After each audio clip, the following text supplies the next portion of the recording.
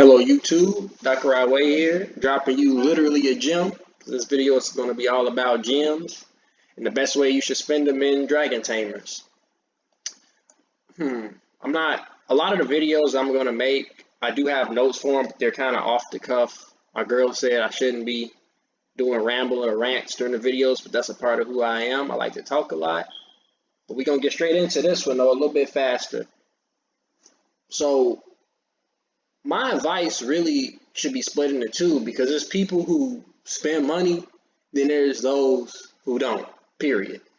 And if you're not going to spend money, then certain things won't be as important to you. A lot of the reason that you spend money is because you want the speed and efficiency associated with spending the money and getting your dragons and certain things faster. Now, if you're a free-to-play player, you're going to have to wait for some stuff, and I think there's some things that are more important in my opinion. So I'll start with the things that are universal. Everybody should get them. And the first thing I would say that you should get is this thing right here, the Workers Hut. What it does is that now instead of having one building queue at the start, you have an additional building queue. And it's self-explanatory why you would want that. So I can work on I have the Dragon Pack, so I have 3. But I can work on upgrading 3 different buildings, or if you just have the extra Workers at 2 buildings at a time. Very, very useful, especially at night when you're going to have a lot of downtime playing.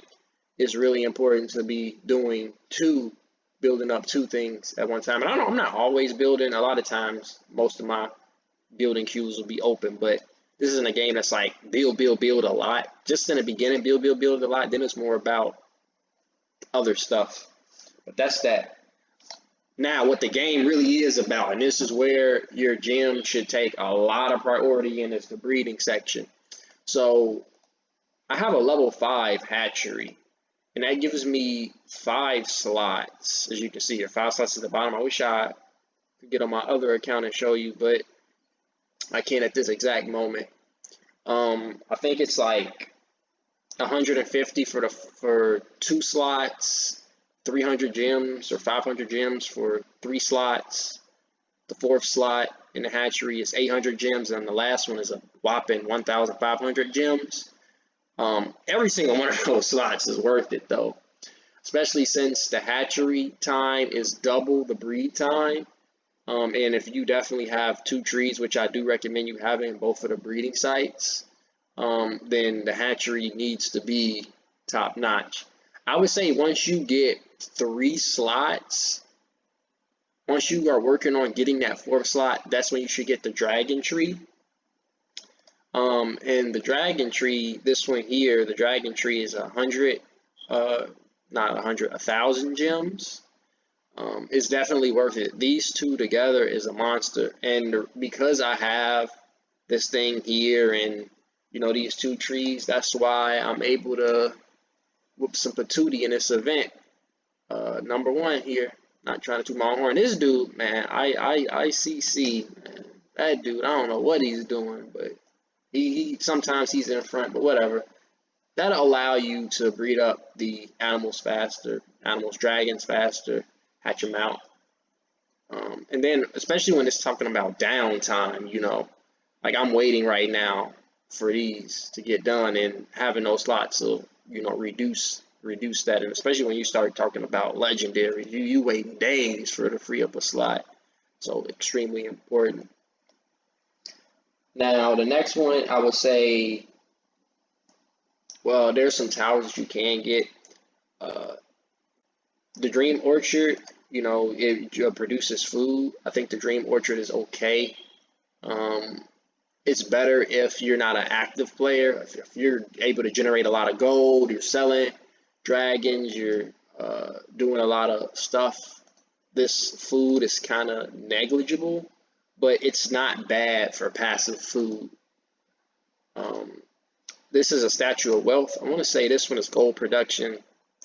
Self-explanatory. Increase gold. Now, you have to be careful when you increase your gold because you're still limited, by how much the capacity is, right? So you want to be careful with that, because For example, especially with some of these higher ones, like I'm producing gold at an extremely high rate and I only have 300K capacity, so it'll fill up quick. So when you, so this might not be as useful for somebody who doesn't play as much, but very useful. Better for more active players. For this harvest is for food. Everybody should get this one. This one's pretty good. It's more expensive than some of the other ones. I wish I could tell you the numbers. I really don't know all of the numbers. I know there's a guide on it that you can find. But yeah, percentage. And when you know, are farming, you'll get more than, you know, what it says you'll get. This is the procreation. This is something I'm just trying out. I just threw down because it was cheaper. Discount 5% off of the breeding time, so I'll be able to breed up these things quicker. It's kind of negligible if you're very, very active. Like 5% isn't a big deal most of the time. I think if you probably buffed it all the way out, and you know, you still might be limited because it seems like the hatchery is kind of a little bit weaker than having intuitive stations. Where does he get gems? Those are the main ways to get gems, like to get gems to use your gems.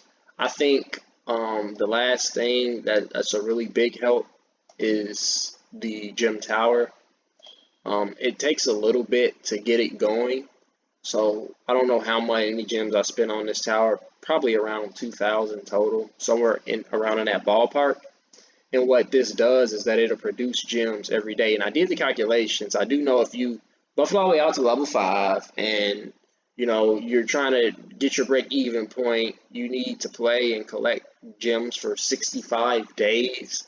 So 2 months pretty much in a week, and it'll pretty much every gem after that will be pure profit.